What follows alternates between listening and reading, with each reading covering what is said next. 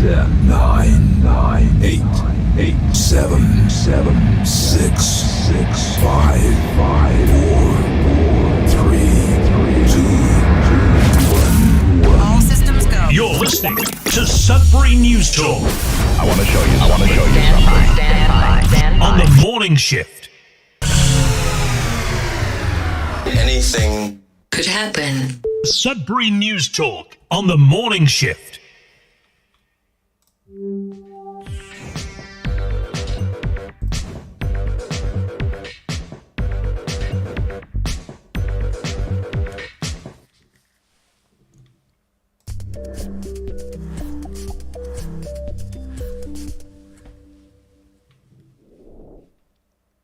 Good morning, everyone. Welcome to Sudbury News Talk on the morning shift. I'm AJ Walsh, and I'm glad to be here with you. I'm thankful that you're here with us. Getting off to a bit of a late start this morning. My bad, all the way. I had to spend a little bit of time.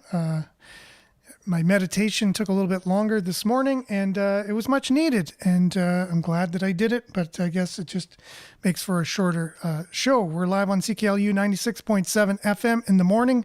We're also streaming live at cklu.ca on the internet. Just click on the Radio Player Canada app, and you can stream us. If you download the same Radio Player Canada app, you can take us with you and listen to us anywhere, anytime on your favorite device.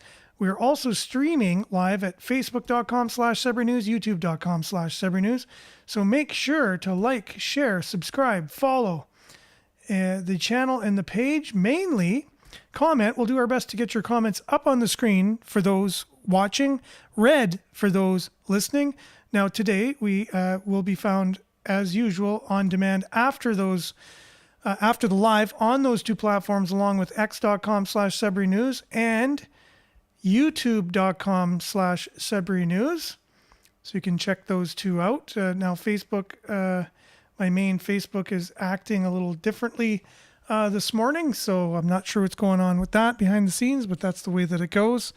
We're also found on demand on x.com/Sudbury News after the show, and Sudbury.news, our news aggregator. We're going to dive in with a little bit of weather because we have special guests waiting in the green room, Tom and Bob, who's come on the show many times now, at least 5 or 6, are going to be joining us to talk about the city, the state of the city in terms of the vulnerable population that we have and the economics of the city. So we'll be back with them, a great conversation, and your comments right after the weather. We'll be back right after this.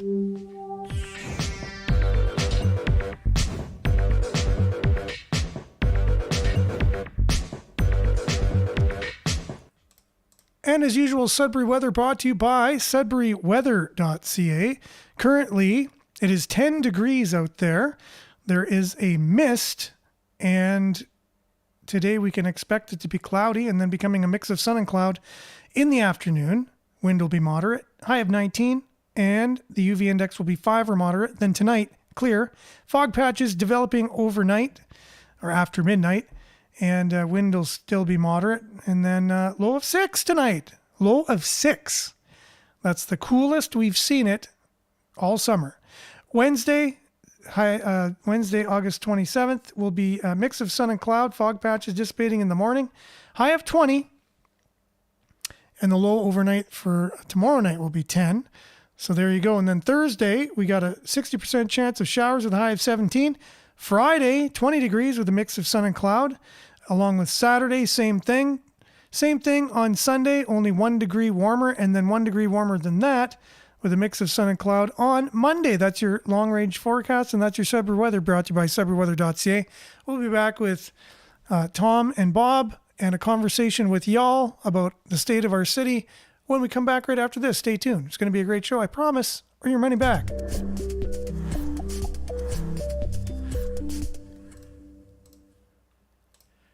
So as promised, we have in the waiting room, ready to join us right here. And joining us now is Bob Johnson. First of all, good morning, Bob. Good day. How are you? I'm doing rather fantastic. I just took a little bit longer this morning to get on.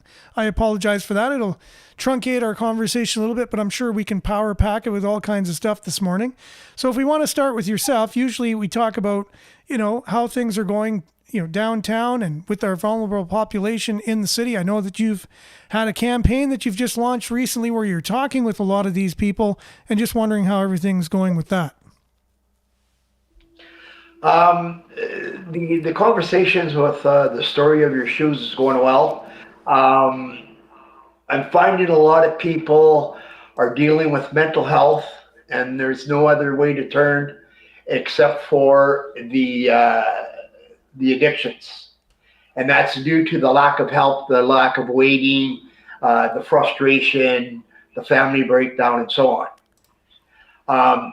On the news last night, we heard from different organizations about the opiate crisis, and the numbers are down, et cetera, et cetera.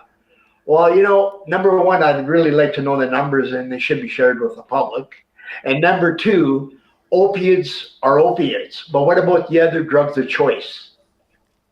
They mentioned nothing of that. So there again, we're getting fed a story with no facts or numbers. And it's a little disappointing in my eyes. In order to get these problems solved, we basically have to, for example, why are we expanding the hospital? To put a wing on for mental health and so on, and back up the emergency more? Why are we not funding the Kirkwood site out down at Ramsey Lake Road? Lots of property, can build on there and break up the struggle what HSN has right now. Because I know that the frustration in the emergency room is terrible. I've seen it myself. My phone has blown up since I did that last video. And we need answers and we need help. We don't need building onto HSN where the emergency room stays the same, but we put another wing on, because we're gaining nowhere. Number two, we're spread out all over the city, like I said we would be once the bylaw and our councillors and mayor, without any educated guesses on what they're doing, have thrown all these people across the city. I've been out a couple times in Lively in the last 2 weeks. We have 8 in there, what I've seen. And don't get me wrong, these aren't just homeless people. These are homeless, addictions, criminals, and mental health all mixed together. But the Esso owner out in Lively took 6 punches to the head and ended up in the hospital one morning last week. We don't hear any of that. Oh no, everything's fantastic. And that's going to be my rant for the homeless today. But now let's move to disabilities, okay? And I can talk disabilities because I'm legless, but that won't slow me down. Durham Street. I was promised 2 years ago that they were going to round the curbs from independent living to the YMCA so the people with disabilities can go and have a nice smooth walk across the street. Never happened. And I was dealing with the counselor at that time. Then I asked that counselor, I said, how about we get 2 handicap spots for out front independent living instead of walking a good distance? Oh, we can't do that. I said, what do you mean you can't do that? Oh, there's a bylaw, blah, blah, blah. I said, come on, nothing against the patios, but there's one every 15 feet. You're trying to tell me that independent has a better chance putting a patio in than two parking spots handicap? Come on. Another situation, which is my pet peeve, is Tom Davies Square. You gotta park at a municipal parking lot, walk up the sidewalks, what are basically all torn apart, in order to get into Tom Davies Square. No, that's not disability friendly. But we've had a mayor and councilor go out in a wheelchair and pretend they were disabled, and ooh, how fun that was. Well, I'm going to tell you, every disability case is different. They carry their own story. And if we take Tom Davies Square, where me and a good friend of mine, Mr. Montpellier, has done car shows up there, holding 42 to 60 cars without an issue, why can't we have in that courtyard 12 handicap parking spots for the ones in need and make it friendly, and the doors are open for us disability people. Who's thinking, boy, you know what? I do this for free because I care about the city. I'm not on no sunshine list, and I wouldn't want to be because there's no movement. There's nothing. Our homeless has failed. Our addictions have failed. Our mental health has failed. Our disability has failed. And hey, can you hear anything about the arena anymore? No. Why not? Because we've got enough now in the city, what's going on, and oh, it's all honky-dory and blah, blah, blah. And you know what? It's far from it. So before I have anything else to say, I'm going to share. Before that, So though, what? I just wanted to talk about a couple things that you mentioned. So downtown is not the most accessible place, right, for people who have challenges, physical challenges? Exactly. So, yeah, and then parking. One thing I noticed about parking many years ago is that Sudbury's never been good for parking as far as I'm concerned downtown because it's limited space. We have a very congested downtown compared to, like, let's say, Sault Ste. Marie or North Bay, which has a large waterfront that they built their downtown upon. And so it's very long and all kinds of room, whereas Sudbury is just in the middle of a valley sort of thing. And it's just, there's limited space. And so, but just recently, the last, I guess, 15 years or so, I noticed they started taking away parking spots and putting trees and flower beds, and they would even protrude out into the where the street is. And then they started this patio thing with all these patios, taking away even more parking spaces. So we have limited parking, but yet the city seems hell-bent on just taking away even more parking. I never really thought about, physically disadvantaged people, or whatever the new word is that's politically correct, people with disabilities not being able to park close to where they need to go.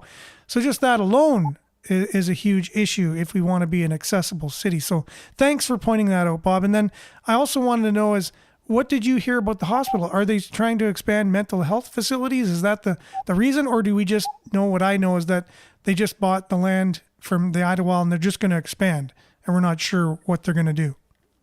I heard that there's going to be a good part of it, mental health. And the reason why is we had the mental health and addictions at HSN on the Daffodil Lodge side on the third floor. And they closed that and they moved a few patients to the North Tower of HSN.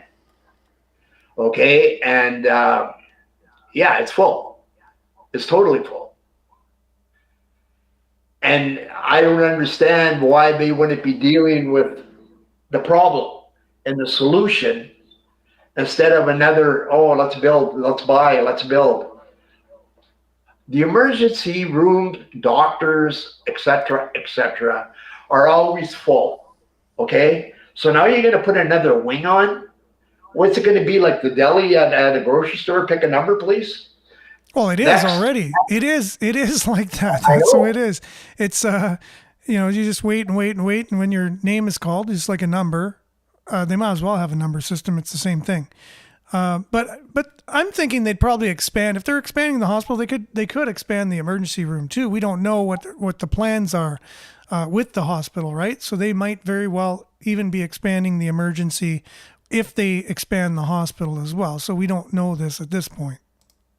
Well, can I share my pet peeve? Go ahead.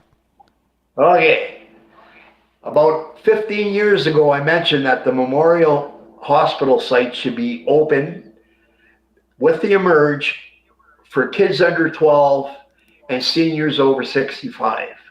Because I do not believe that they should be dealing and watching all this mental health and addictions going on when they've served their time in the city or they're too young to understand. So why not just take this block, put it out at Kirkwood where all the property is, deal with your mental health and issues there and addictions, and keep HSN as a hospital medically the way it should be. And the kids under 12 don't have to watch this, and the adults, seniors over 65, do not have to watch this or deal with it.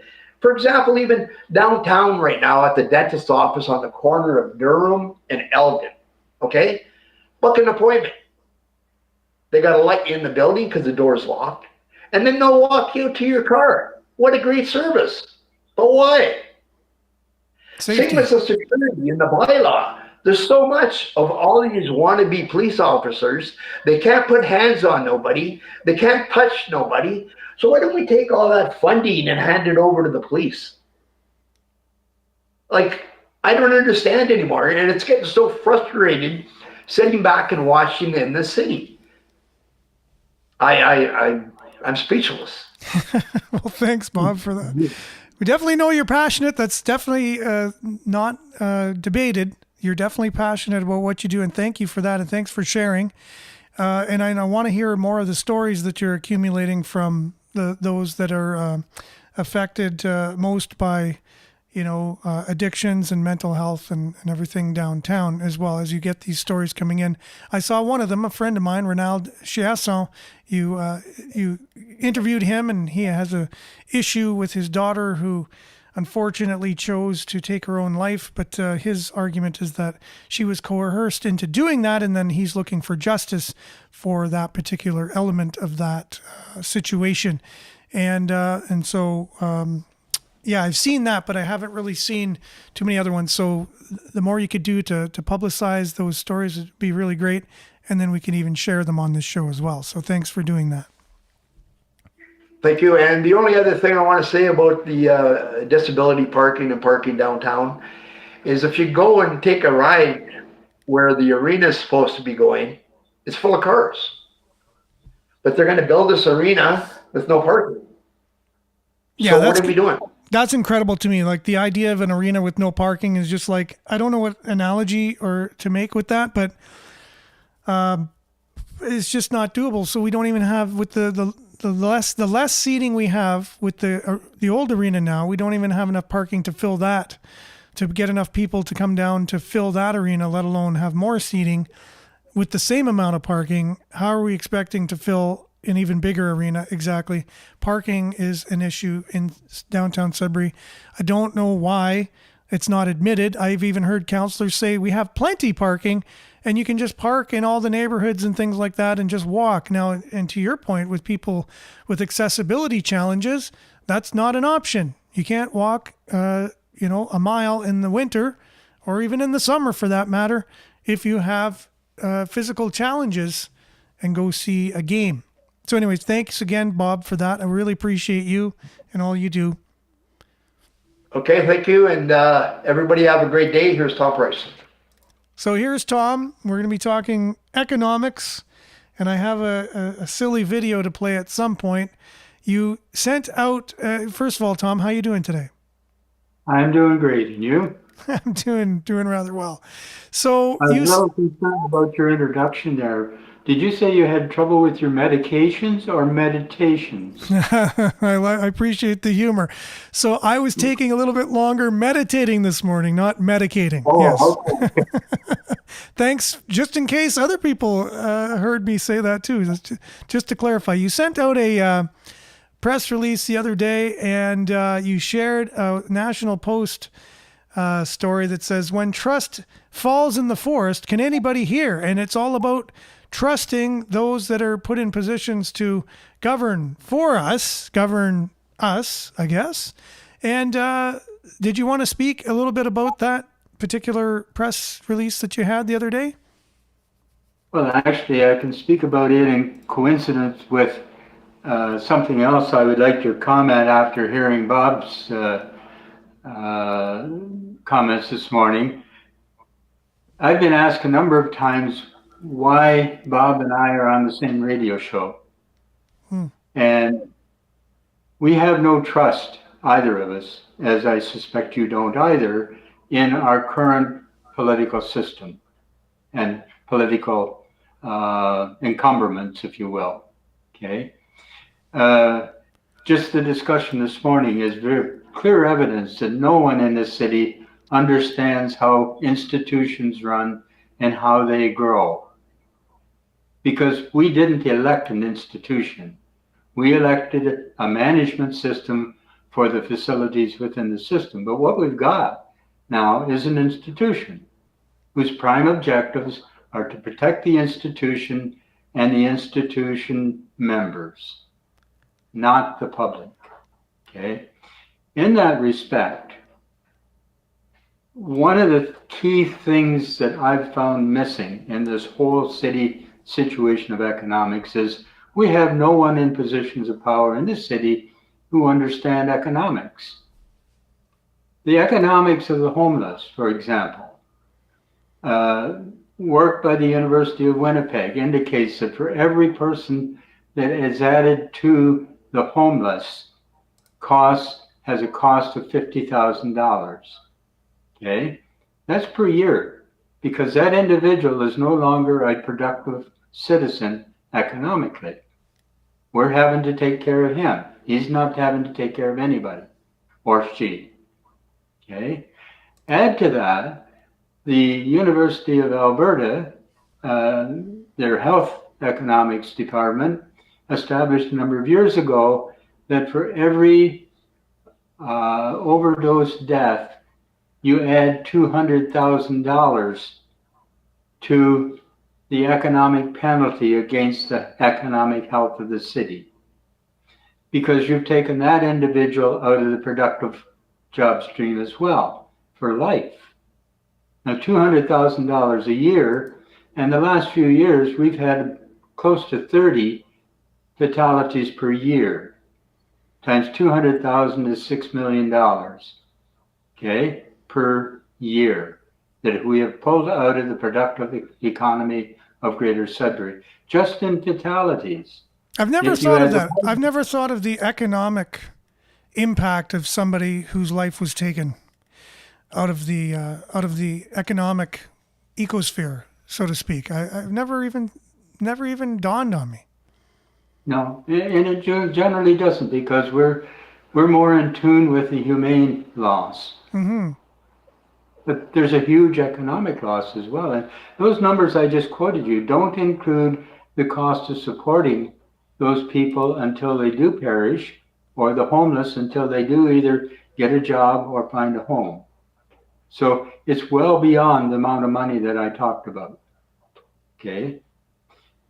That gets added or deducted from our gross domestic product.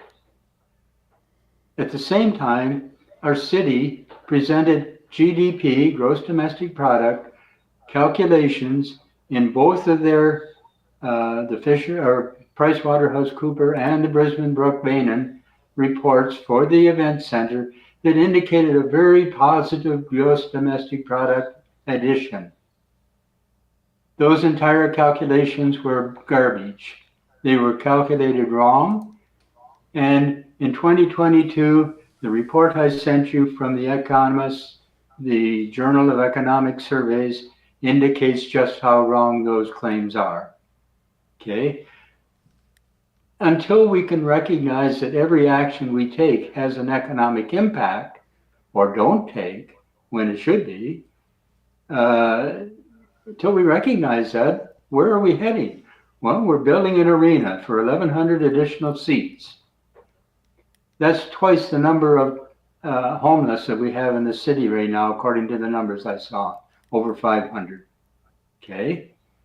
Now, if we could turn those 500 into productive skilled trades, guess what? We could build that arena in a little bit longer time without having to import anybody. But we haven't got that mindset. We don't understand the economics of those people being lost to our city.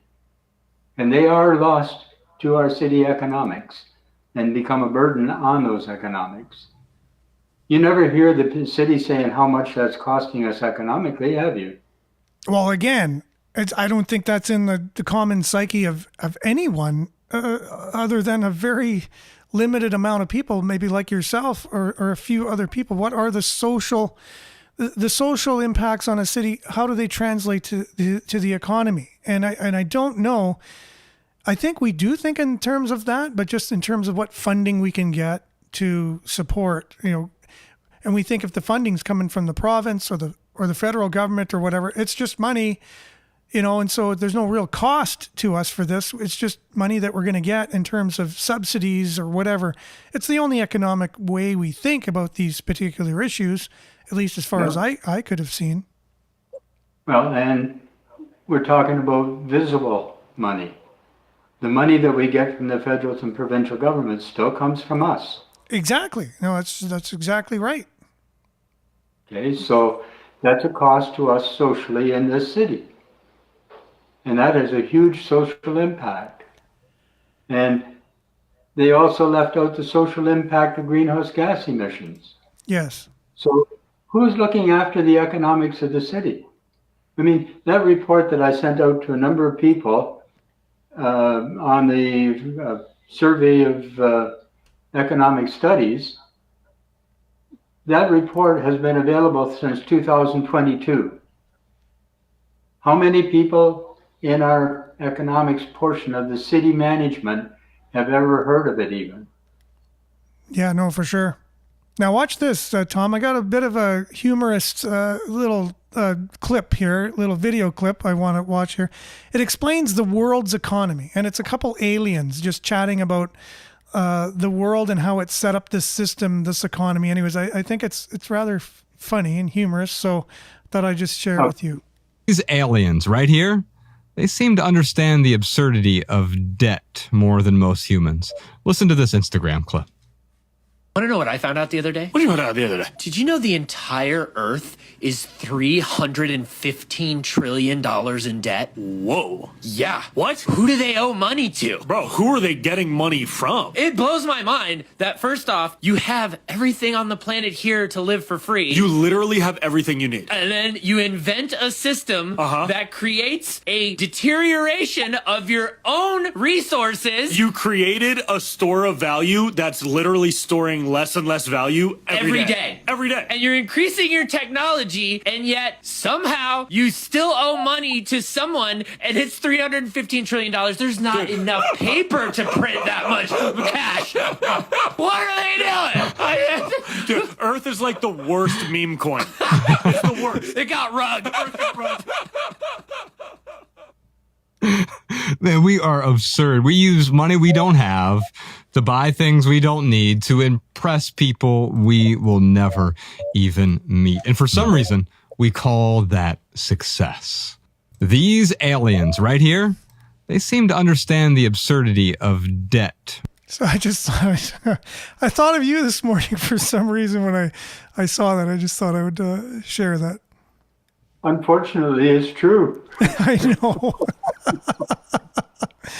It is really true. And I just thought it's a little humorous way. Either you laugh or you cry. So you might as well laugh, at our situation.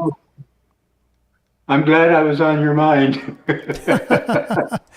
And then you mentioned CO2 as well. You mentioned, the whole, we have all these environmental things that we're doing in the city and stuff like that. And my whole issue with the city and how we're having all these green projects and yeah, we have all these targets that we're trying to hit and you name it. I have a fundamental issue with the core of where they're getting this information from in the first place. And I have a scientist here just explaining CO2, kind of like you're explaining economics of the city. Here's the scientist explaining CO2. That the climate catastrophists are getting wrong about CO2. More CO2 is good for the world. It's not bad for the world. And so it's absurd to be trying to reduce CO2 with all the other problems, with the absurd projections of lower costs for renewable energy.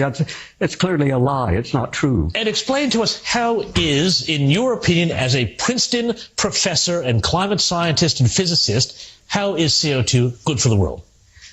Well, for the first thing, if you look at the geological history, and you've got lots of good geologists here in Australia who've made this point many times, we're in a CO2 famine now compared to what is normal for plants. And just about any plant, if you give it more CO2, and a lot more, it will do better. In my country, most greenhouses double or triple the amount of CO2, and they have to pay for it. It's not cheap. But it's worth investing in it because the plants grow so much better. The quality of the flowers and the fruits are so much better. And the situation is even better outside of greenhouses because in addition to the benefits you get in a greenhouse where you have plenty of water, you get resistance to drought. And that's particularly important in Australia, which has large areas that are quite arid. And if you look from satellites, Australia is a poster boy of greening of the entire world, especially Western Australia. So it's unbelievable that they've managed to turn this beneficial gas, a part of life, into a threat. You know, they talk about carbon pollution. I can't imagine what they're talking about. We're made of carbon. And we breathe out 2 pounds of CO2 a day, each of us, right? 8 billion people, 2 pounds a day. Multiply that by the number of days in the year. And in fact, many of them say, well, people are the real problem. It's not the CO2. We've got too many people. And really, we can't have more than 1 billion people in the world. So I look around in a room, they're not even the 7 out of 8 of us here on this show enough to reduce the population. And there's another point there. Just again, I just thought, if we're talking about the city and economics, and there's a lot of money that goes out towards a lot of these green projects that we have in the city. And I think fundamentally the whole net zero agenda is bogus, first of all, and it's set up by, and one of the architects is Mark Carney, known to be a driver of this stuff. And the whole idea of net zero carbon, people are made of carbon. So what do they want? Just no people? You know what I mean? Like, that's the way it is. People are made of carbon. And I've always had my suspicions of that these elitists don't like people. They call us useless eaters and things like this. And so we have an economic system that's set up to fail. We have this doctrine that CO2 is bad for us, even though we're made of CO2. It's kind of like you're bad for yourself in a way, and CO2 makes plants grow. They just said they have to pay for CO2 for greenhouses in order to make their plants grow better. I thought we were all about green. And so it makes my mind just melt when I think of how people have gone along with all this stuff. And there is an economic cost, and I think a huge one when we go down this road of trying to battle CO2. Absolutely. And I like the point that you've tied it into the human beings, because how does a human being become a net zero emitter of CO2? We take in carbon for energy. Our body converts that to energy and to heat and to expel carbon dioxide. So how can I absorb carbon dioxide? I can't. So I can never, as a person, get to net zero CO2. In fact, I can't even reduce it. The best thing I could do to reduce it is to lie flat on my back and do nothing. And breathe that less. That would be my lowest carbon dioxide emission. That's right, and breathe as little as possible. Yes. Like, you're absolutely right. It's a big farce. Okay? And we've got so many of these farces going on now that people are getting frustrated. And when people get frustrated, that's a short jump from there to anarchy. And we're seeing it occur in many areas of the world. We're not far from it here. And unless our politicians brighten up, start using their brains for more than just dreaming and having visions of what they would like to see in their legacy is going to be the destruction. It's not going to be an arena. It's not going to be an art gallery. It's not going to be a library. It's going to be the destruction of the city. So, Mr. Lefebvre, all of the councillors, rest assured, you will have a legacy. You're already building it. And that's what it is going to be.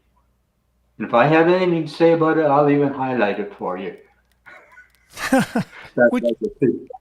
Which you do a good job of every time you're on the show. So I'd just like to thank you for being on. Any last words at all, Tom, for today that you just wanted to get out to the people as we're wrapping up the show? We got about a minute left. Well, one of the things that I mentioned in a meeting that John Lindsay had with CARP, they were talking about the homeless and that. And I finally got frustrated with some of the comments from the group that were there. I said, we've got to stop the mythology in this city. We have over 100 organizations apparently serving the homeless, the mentally ill, the drug addicts, the prisoners and that. Who in any of those over 100 organizations is looking to find the cause? And I can tell you, no one. So until we find the cause, you're not going to cure anything. But our society is all about that. It's all about putting Band-Aids on and just coming up with, it's not about cause. Even our medical system or whatever, we're just about treating the symptoms, not about resolving where the problems come from in the first place, right? So you're absolutely right. 100%. So, and most of these things are very easy to rectify if you find out the cause. In the engineering world, I've dealt with cause and effect for over 60 years. Okay? If you find the cause, the effect is simple to cure. If you don't know the cause, then you just keep treating the symptoms forever. Yep. And it gets worse and worse and worse. And a lot of money is spent and a lot of money is made on that whole system, unfortunately. So you have a lot of people who are self-preserving themselves to keep that system alive because that's the only way they're able to continue their jobs or their funding or whatever is on, they're making money off that system. And like you said, the city's turned into an institution which just is out to preserve itself after a while, just like our federal government. I made that rant, I think, on yesterday's show. I said a government cannot, it's impossible for a government to care. It's that we shouldn't even be speaking like that because it's a government is just a group of people. And if you're talking about your elected leaders, if you're saying elected leaders care about you, it's impossible for a collection of elected leaders to care collectively about people. It's individual. And they create systems and laws and whatever, and those should reflect the caring, if they even have any, of the people, right? The systems that they create to govern the country or the province or the city, and that's how we know. Your actions speak so loudly we don't hear a word you say, basically. So Tom, good saying. Yes, it is. I've used it many times. I've had many opportunities in today's world. Thanks for being on today. Appreciate it. And Bob as well. Thank you. Well, thank you. As always. Yes, appreciate it. Pleasure, my friend. Thank you. And we'll have you guys on again at some point and just reach out and we'll make it happen. And that was Bob Johnson, Tom Price. We're talking city. We're talking trying to get some common sense back into the way we do things and help our city. And so that's all the time we have for the show today. Make sure to like, share, take care, and we'll stay tuned now for Earshot Daily on CKLU 96.7 FM. And we'll be back same time, same place on the same platforms, God willing. Have a great day, everyone. Ciao for now.